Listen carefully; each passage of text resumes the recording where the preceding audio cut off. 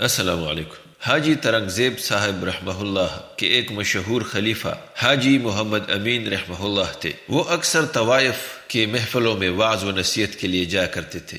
ایک دفعہ ایک متشدد اور سخت قسم کے آدمی کے ہاں رنگ رنگ محفل ہو رہی تھی۔ اس نے ساتھیوں سے کہا کہ اگر حاجی محمد امین میرے گھر آیا پھر خیر سے واپس نہیں جائے گا۔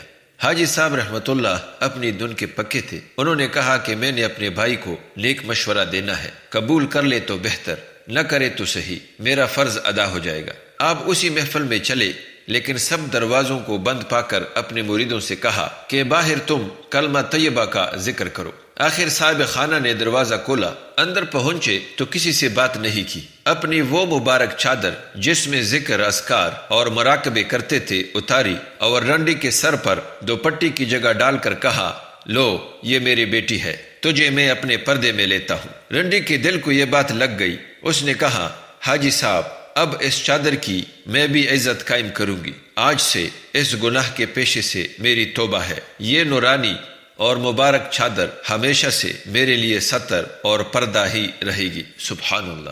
اللہ تعالی ہم سب کو تقوی نصیب کرے، آمین۔ السلام علیکم ورحمۃ اللہ وبرکاتہ۔